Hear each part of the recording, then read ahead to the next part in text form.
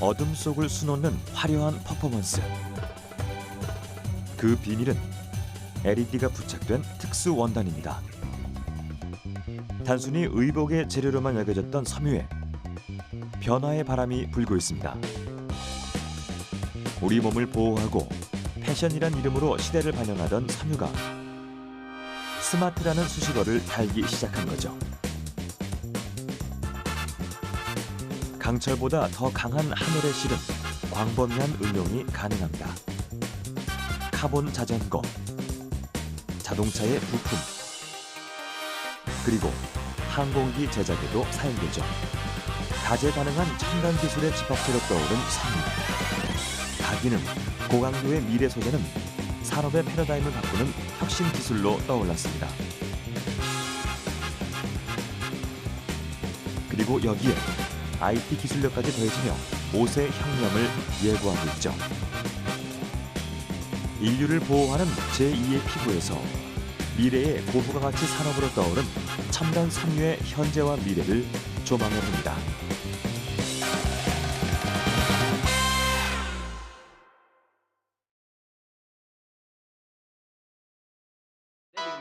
사람에게 반드시 필요한 요소로 꼽히는 의식주. 그중 의에 해당하는 섬유 산업은 인류의 역사와 함께 눈부시게 성장해왔습니다. 천연 섬유에서 합성 섬유로 그리고 첨단 섬유로 개량을 더하며 더욱 풍요로운 의생활을 영위할 수 있게 됐고, 의류를 넘어 다양한 산업으로까지 그 영역을 확장하고 있죠.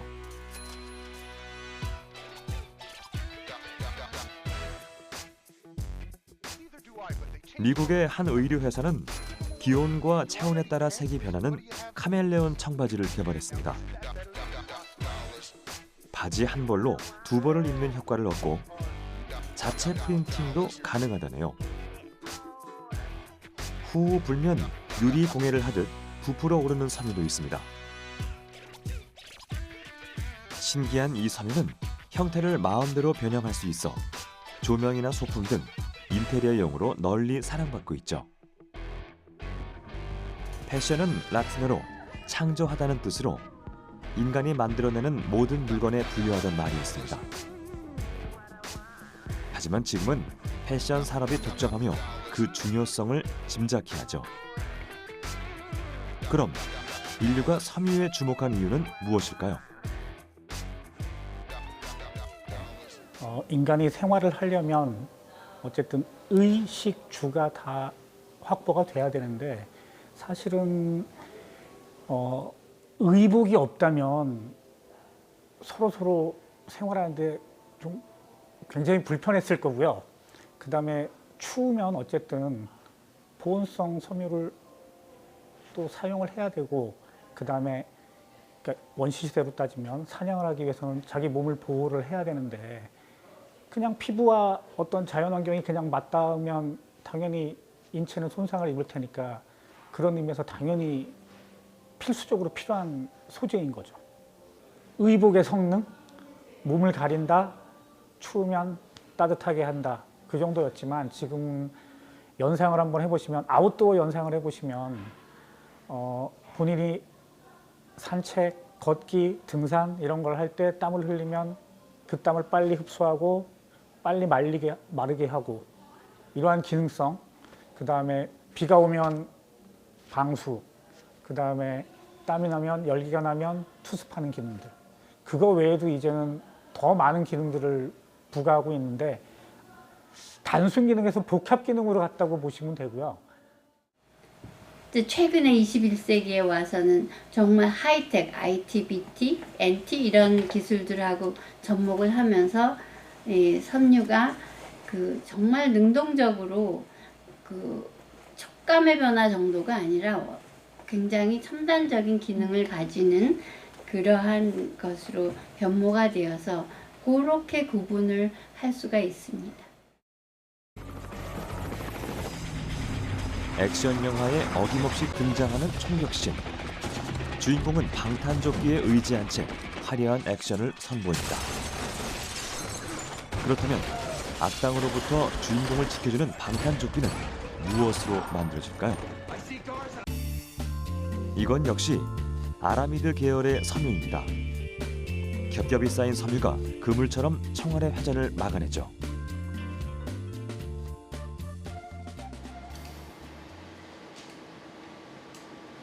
우리의 삶에 밀접하게 맞닿은 섬유 산업. 현대에는 섬유가 쓰이지 않는 곳이 없을 정도로 그 가능성은 무한합니다.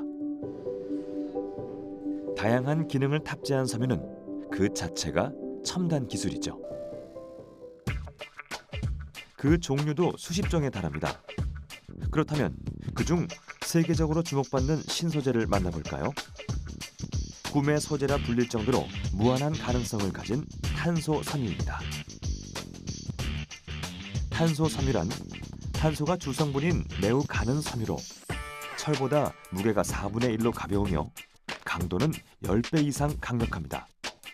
섬유로 자동차를 끌 수 있을 정도죠. 탄소 섬유의 가치는 앞으로 더 커질 전망입니다. 나날이 진일보하고 있는 섬유의 기능. 섬유의 역사는 아라미드, 탄소 섬유 등 고기능 특수 섬유 개발로 성장세를 이어가고 있습니다. 그렇다면 현대의 첨단 섬유들을 만나러 가볼까요? 세계의 섬유 시장을 장악한 우리의 기술이 있습니다. 안양에 위치한 한 화학 섬유 회사. 이곳에선 세계인 10명 중 3명이 사용한다는 신축성 원사를 생산하고 있습니다. 7년여의 끈질긴 연구 끝에 성과를 내기 시작한 스판덱스죠. 수영복과 스타킹, 기저귀 등의 광범위하게 쓰이는 원단. 스판덱스란 폴리우레탄을 주성분으로 한 신축성이 뛰어난 기능성 섬유입니다. 우리나라는 세계에서 4번째로 스판덱스를 자체 기술로 개발해냈죠. 그렇다면 활용도가 무궁무진한 이 합성 섬유는 무엇을 대체할 수 있을까요? 바로 고무입니다. 고무 같은 경우에는 일단 변형이 일어났을 때 회복이 되지 않는 성질이 있고, 스판덱스 섬유 같은 경우에는 아까 말씀드렸듯이 그 회복률이 거의 95%에서 98%까지 되고, 일단 섬유로서 이제 옷을 만들 수 있으려면 이제 염색이 가능해야 되거든요. 그런 거 있고, 그다음에 그 일반 고무 같은 경우에는 이제 열화라고 해서 취화되는 성능이 그 오래 사용하다 보면은 이제 뭐 부러지거나 뭐 그런 깨지는 경우가 많은데, 스판덱스는 그런 열화에 강하고 그다음에 변색성도 좋기 때문에 섬유 용도로서는 되게 적합한 섬유입니다. 섬유계의 반도체라 불릴 정도로 고부가 가치의 섬유인 스판덱스. 양질의 스판덱스를 만들기 위해선 일정한 조건을 통과해야만 합니다.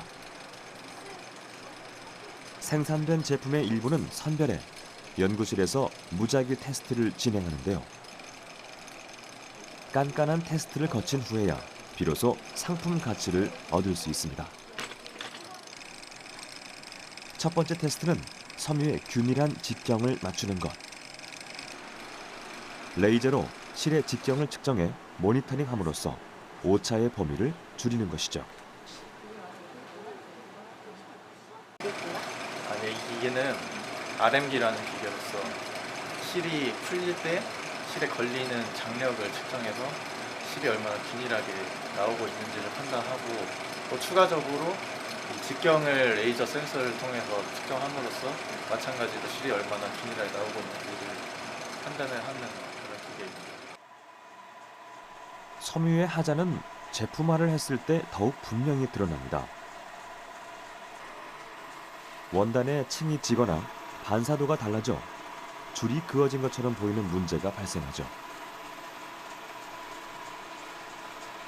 또 섬유의 내구성을 테스트하는 것도 중요한 과정입니다.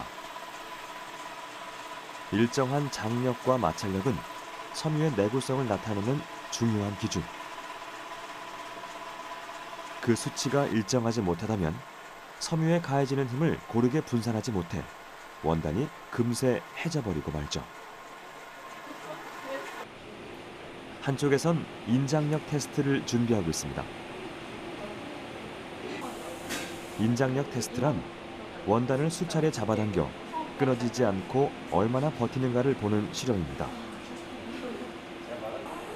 스판덱스의 신축성을 알아보기 위한 과정이죠. 테스트기에 스판덱스를 걸어 섬유가 끊어질 때까지 위로 쭉 잡아당깁니다.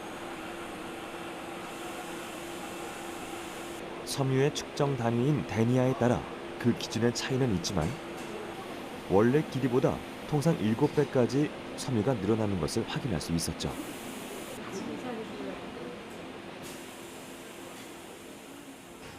뭐 요즘 새로 나오고 있는 것 같은 경우인데 스판덱스는 이제 더 신도가 지금 수준에서는 보통 뭐 400%, 500% 정도까지 되는데 그거보다 더 신도가 높은 거, 그다음에 강도가 뭐 1에서 2g보다 더 높은 거, 예를 들면은 뭐 산업용 섬유에도 쓰일 수 있는 그런 고강도 스판덱스를 개발하는 게 앞으로 목표가 될 수 있을 것 같고, 기능성 관련해서는 이제 냄새를 제거하는 스판덱스, 이제 원단에서 스판덱스는 이제 함량이 뭐 이렇게 높은 함량이 아니기 때문에 적은 함량으로서도 뭐 그런 소치, 냄새를 잡을 수 있는 땀 냄새 같은 기능을 제거할 수 있는 그런 섬유를 지금 출시했고요. 섬유의 변신은 어디까지 가능할까요? 무한한 진화를 거듭하고 이제 4차 산업과 연계한 진화를 준비하고 있는 첨단 섬유. 섬유의 미래를 전망하기 전에 그 역사부터 되돌아보죠. 최초의 섬유 기록은 이집트에서 발견된 유적입니다. 그리고 인도 인더스 강변에서도 기원전 5,000년 전에 만들어진 면직물이 발견됐죠.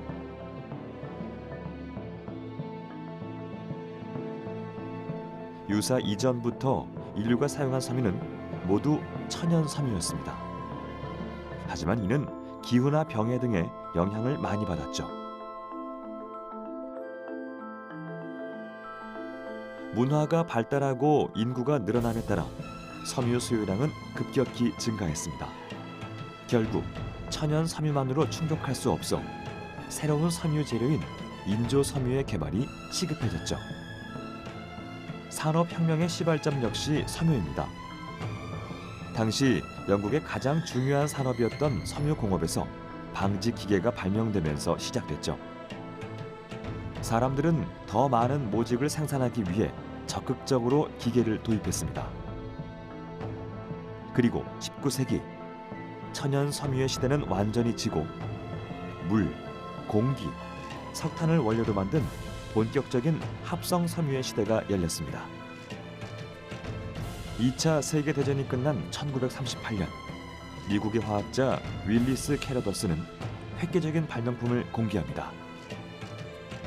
바로 최초의 합성 섬유인 나일론이었죠.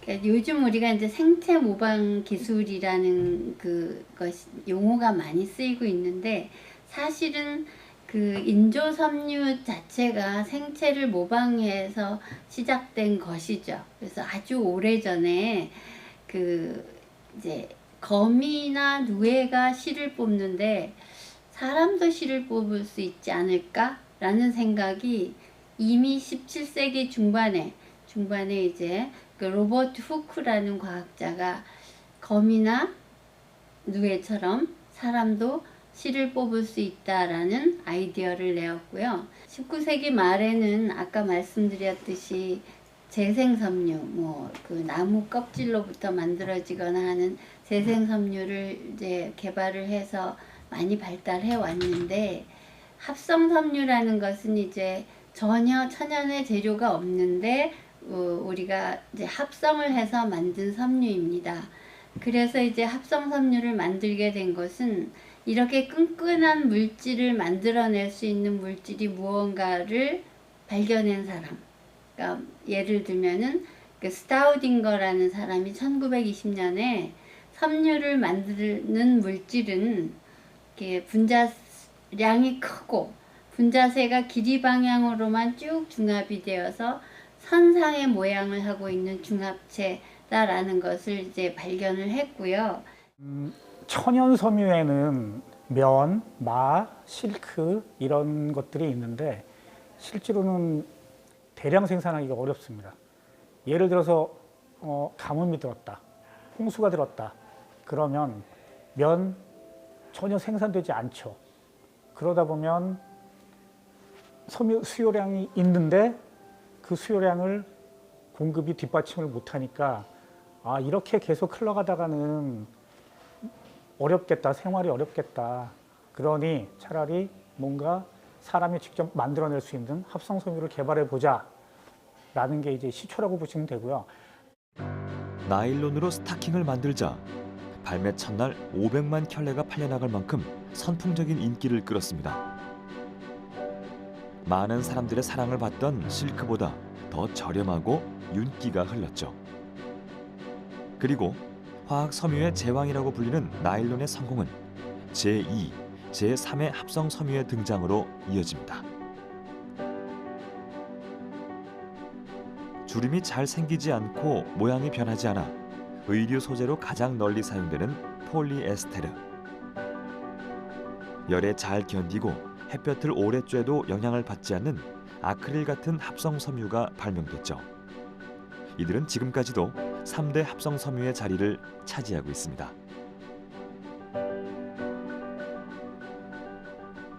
지금도 화학자들은 더 쾌적하고 위생적이며 몸을 안전하게 보호하는 섬유를 개발하기 위해 노력하고 있습니다. 최근 섬유 산업은 패션뿐 아니라 우주항공, 스포츠, 자동차, 전기전자 같은 첨단 산업 분야로 그 범위가 더욱 넓어지고 있죠. 그럼 또 다른 첨단 섬유의 혁명을 만나러 가볼까요? 스포츠 섬유 과학 분야는 의료와 헬스를 접목한 융합 기술로 인간의 한계에 도전하는 입는 과학으로 평가받습니다. 선수들이 입는 스포츠웨어는 기록 단축에 도움이 되는 최첨단 기술의 집약체죠. 그래서 올림픽은 과학기술의 격전지라고 불립니다.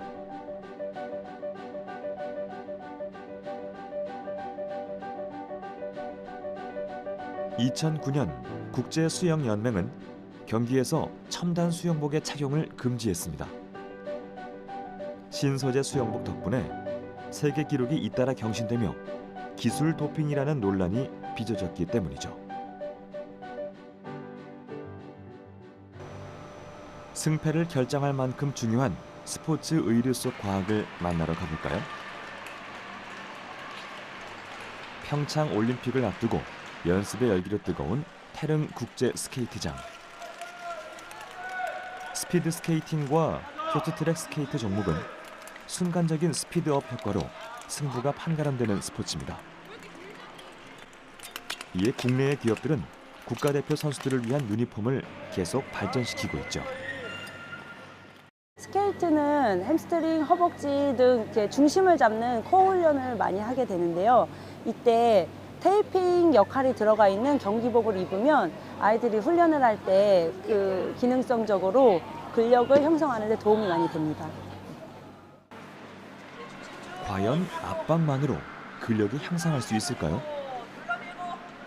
실제 훈련 과정을 통해 그 차이를 확인해 보기로 했습니다. 자, 파워 점프 10번. 자, 한 세트 간다. 준비, 시작. 세계 무대에서 설날을 고대하며 실력을 갈고 닦는 평창 올림픽 국가대표 상비군들. 고된 훈련이 계속될수록 근육에 피로감이 쌓이며 선수들의 훈련 효과가 눈에 띄게 떨어지는 것을 확인할 수 있었는데요. 자, 10초. 눈을 감은 상태에서 한쪽 다리를 들어 얼마나 버틸 수 있는지 근력을 측정해 보기로 합니다.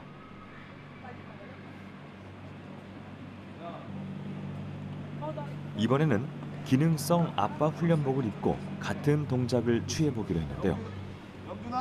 선수들에게 충분한 휴식을 취하게 한 뒤 훈련복을 입고 한쪽 다리로 균형을 잡아보게 했습니다.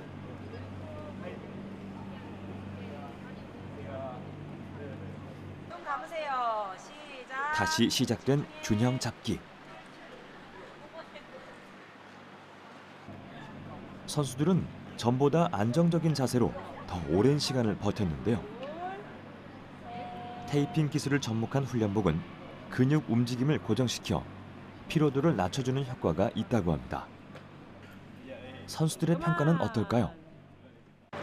네, 제가 원래 중학교 때부터 무릎이 아파가지고 재활도 하고 테이핑도 많이 했는데 테이핑 같은 경우는 하면은 땀이 나가지고 이렇게 잘 벗겨지고 뜯을 때도 되게 따가워가지고 불편했었는데 이거는 신으면 그냥 잘 늘어나고 이렇게 잘 잡아주는 것 같아서 좋은 것 같아요.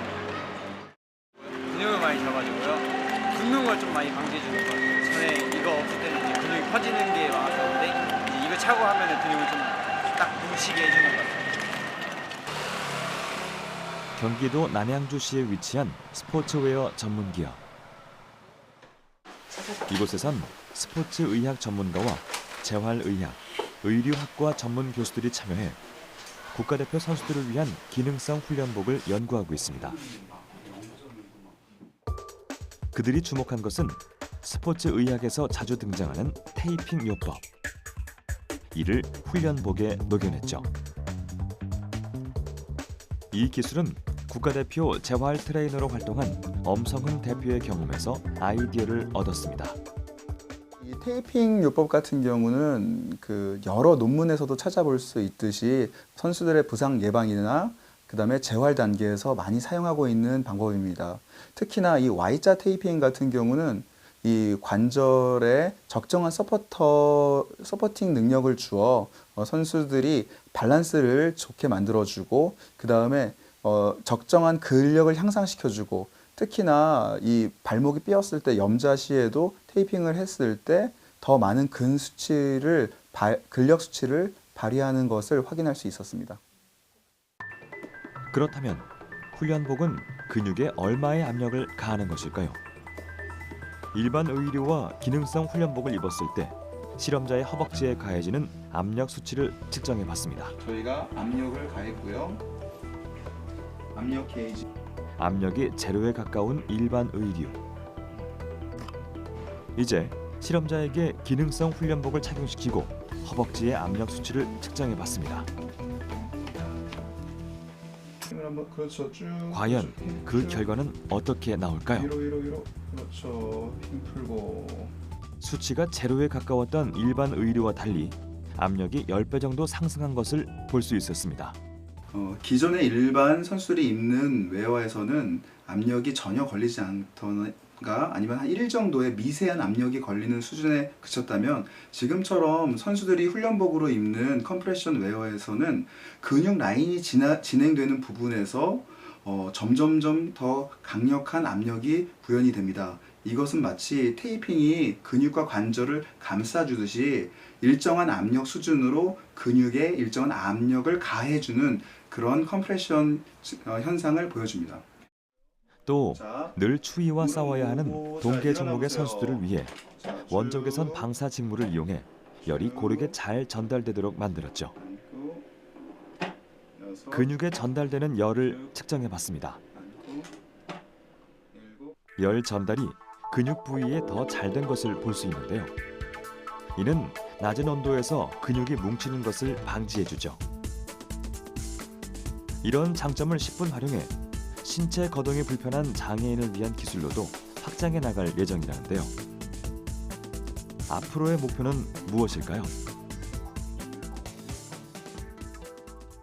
이 장애인 선수들뿐만 아니라 근육의 능력이 부족해져 있는 장애인들에게도 도움을 주고 그다음에 근기능이 저하된 노령자들, 고령자들에게서도 이제 곧 그 실버 시니어 시대가 점점 이렇게 열리게 되는데요. 그분들한테도 더 건강한 삶을 살 수 있는 기능성 의류 그리고 기능성 제품들과 운동 방법들을 연구하는 것이. 지난해 독특한 특수 원단을 개발해 주목받고 있는 섬유 업체를 찾았습니다. 이곳에서 화제가 된 섬유는 해충과의 전쟁을 선포한 방충 가공 섬유. 최근 살인 진드기, 불개미 등 외래종 해충이 늘어난 만큼 이 기술에 대한 기대감은 더욱 높아지고 있죠. 3년의 연구 끝에 특허를 등록한 방충 가공 기술은 방충제를 캡슐화해 원단에 넣는 방식입니다. 이런 해충 퇴치 섬유를 개발한 이유는 무엇일까요?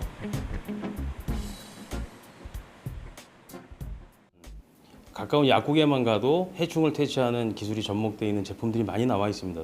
하지만 대부분의 이런 이 처리제들은 천연 식물에서 추출한 원액들을 주로 사용하고 있기 때문에 자체적으로 갖고 있는 향기가 있습니다.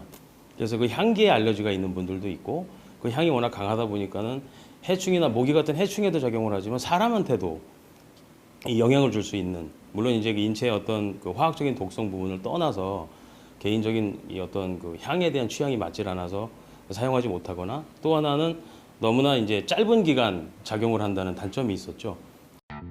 소비자의 편차를 줄이는 데 초점을 맞춘 연구진. 무색 무취의 해충 퇴치 원료를 사용해 제품의 호감도를 높였습니다. 또 다공 구조의 플라스틱 캡슐 안에 해당 원료를 넣어 공기 중에 지속적으로 분출될 수 있도록 했죠. 방충 효과를 오래 유지하기 위해 원료 형태에도 각별히 신경을 썼는데요. 물에 녹지 않는 기름 성분이라 잦은 세탁에도 효능은 변함이 없죠.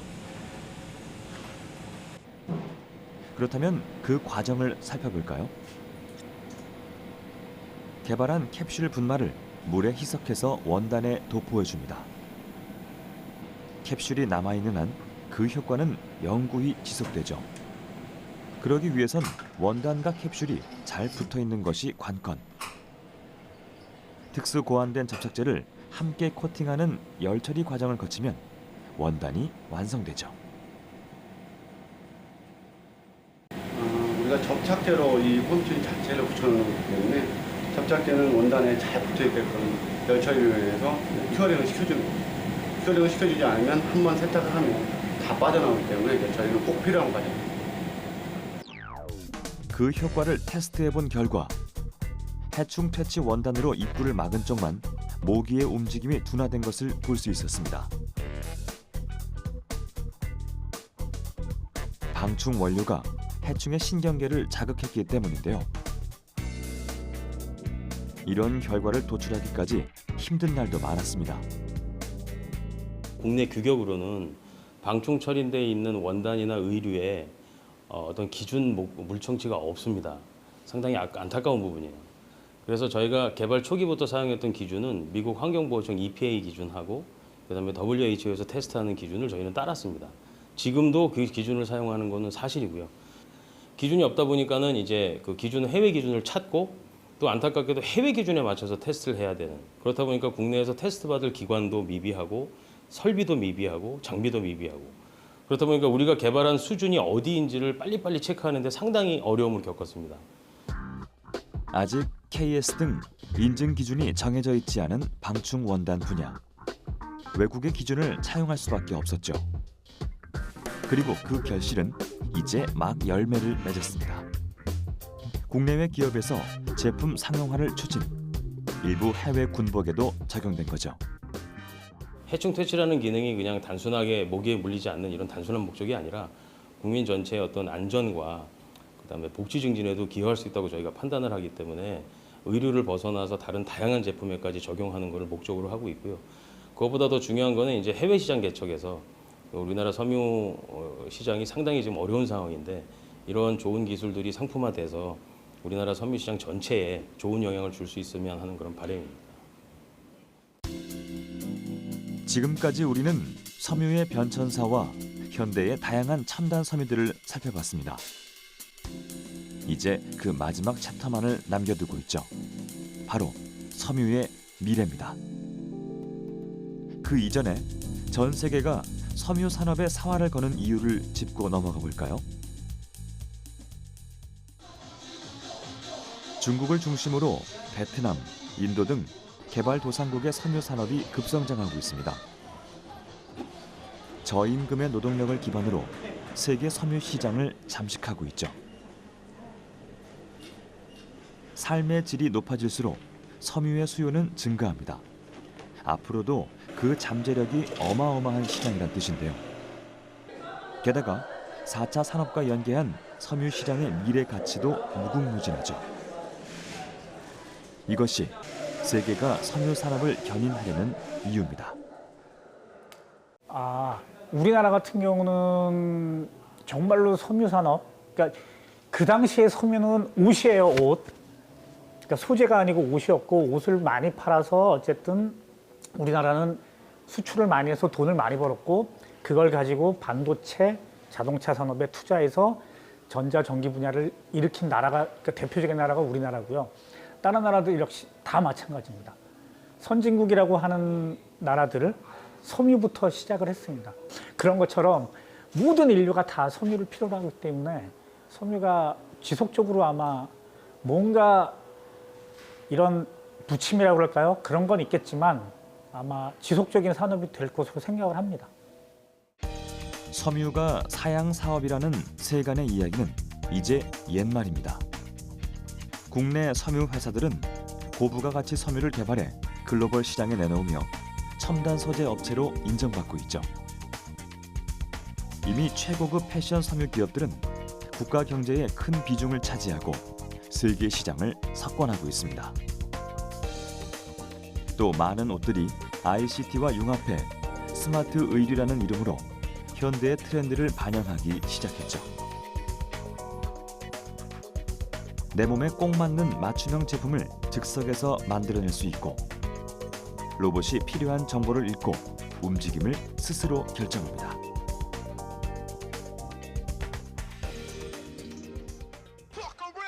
스마트 섬유는 그 자체가 외부의 환경, 자극을 감지하고 그에 맞춰 반응할 수 있는 미래형 의류입니다.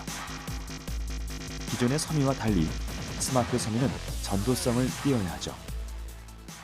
여기서 얘기하는 스마트 섬유라는 거는 올체적으로 90년대 이 텍스타일이라고 저희가 미국에서 처음에 개념이 디벨롭이 됐고 거기에는 전자공학적 측면이라든가 컴퓨터공학적인 측면, 그러니까 전기적인 기능이 들어간 섬유를 스마트 섬유라고 얘기를 하고 있습니다. 그래서 일례를 들자면 구글하고 그다음에 옷을 재직 방직을 하는 이제 리바이스, 그러니까 두 개의 큰 회사가 완전히 다른 분야를 하고 있는 회사임에도 불구하고 같이 일을 한다는 것은 융합이라는 의미가 담겨져 있습니다. 그래서 전자 디바이스 기반, 그다음에 섬유 기반의 산업들이 합쳐져서 그 융합을 이루어내는 거죠. IT 어떤 부품들을 접목을 해야 되는데 그 IT 부품 자체가 플렉시블하진 않죠. 유연하진 않고 신축성이 없으니까 그 부품 자체를 다 전도성이 있는 섬유를 사용을 해서 플렉시블하게 만듭니다.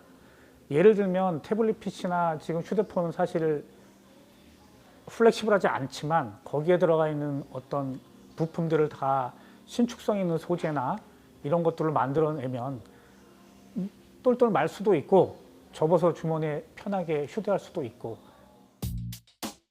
웨어러블 디바이스란 말 그대로 착용할 수 있는 IT 제품을 말합니다.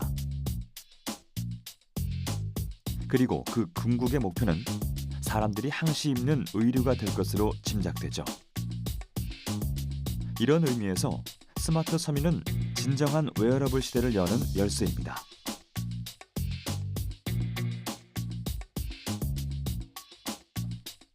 벌써 일본의 한 섬유업체는 통신업체와 손을 잡고 생체 정보를 취득하는 스마트 의류를 개발, 실제 병원 도입까지 추진 중이죠.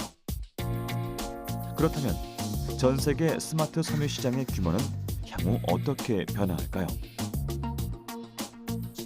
스마트 섬유 시장은 오는 2020년까지 15억 달러 규모로 성장할 거란 예측. 하지만 아직 현실적인 문제도 존재합니다. 지금의 웨어러블의 기념은 상당히 초기 단계에 있습니다. 왜냐하면 그럴 만한 기능을 구현해 줄 수 있는 소재 개발이 아직 많이 되지는 않았습니다. 섬유라는 것 자체가 고분자 기반의 어떤 전기가 흐르지 않는 부도체 물질입니다.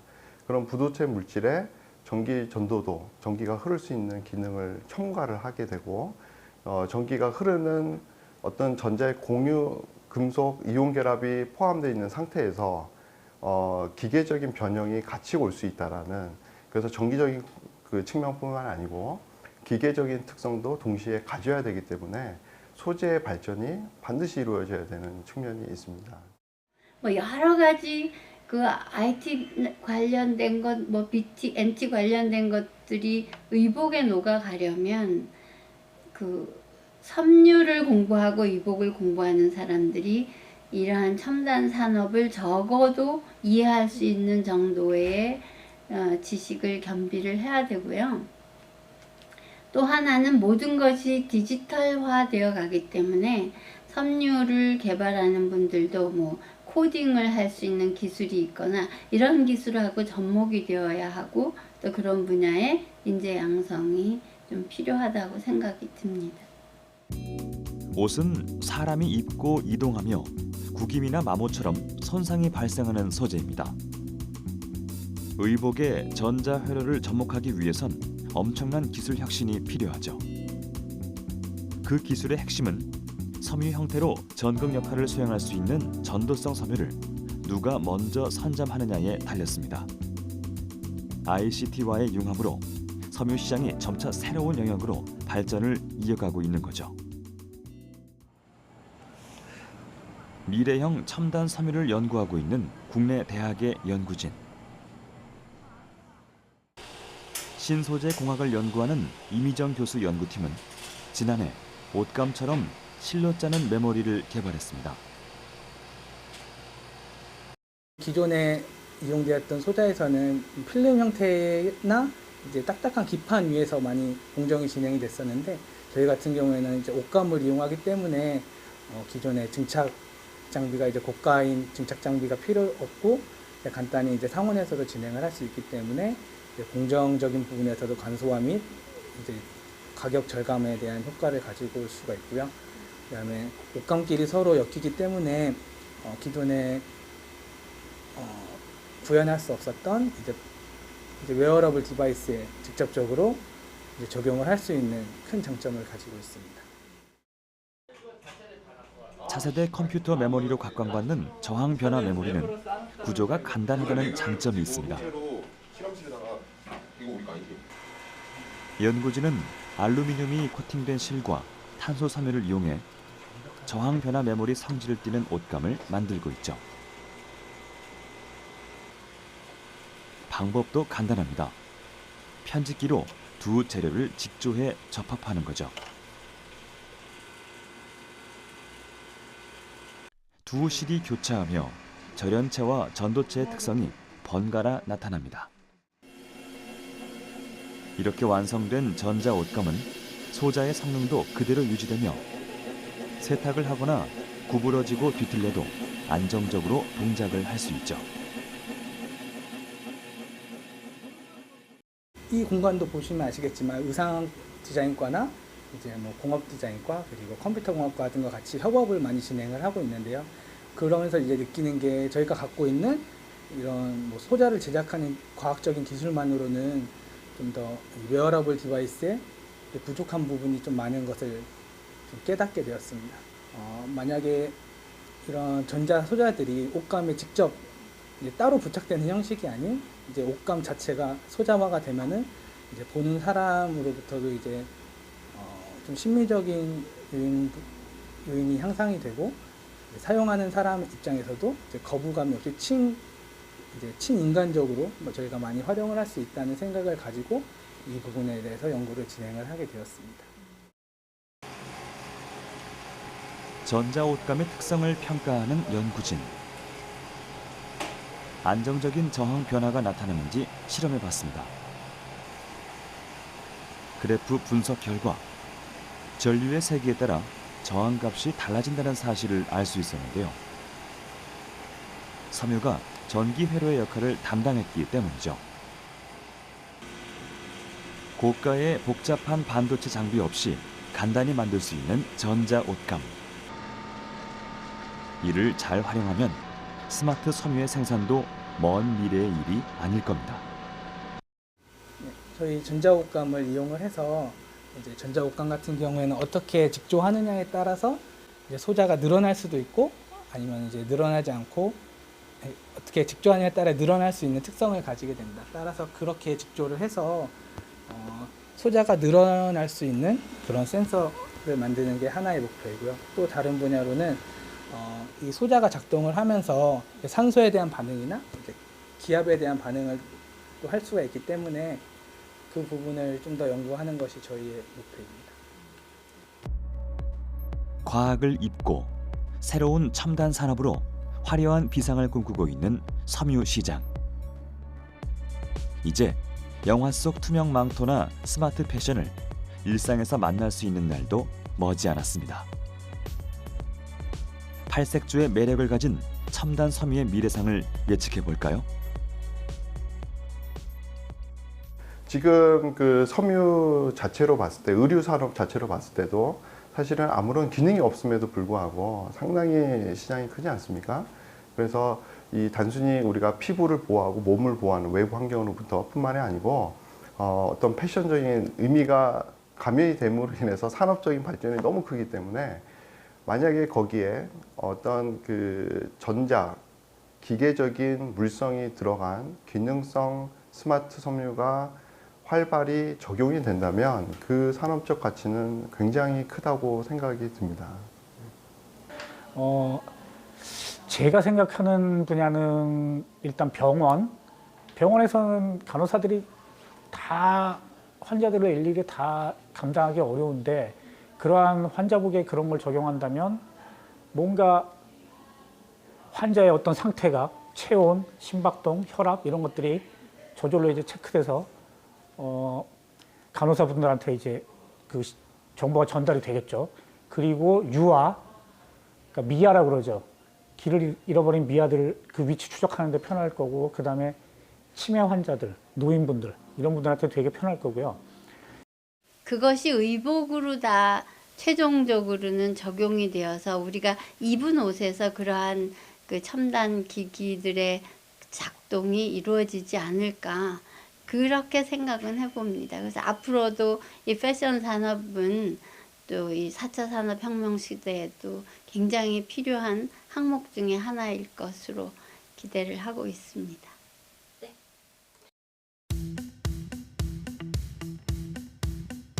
섬유는 인류의 태동과 함께한 역사이자 인류가 끝없이 도전했던 영역이었습니다. 그리고 첨단 기술과 만나 미래를 이끌 새로운 성장 동력이 된 첨단 섬유. 앞으로 또 어떤 한계를 뛰어넘을지 기대해 봅니다.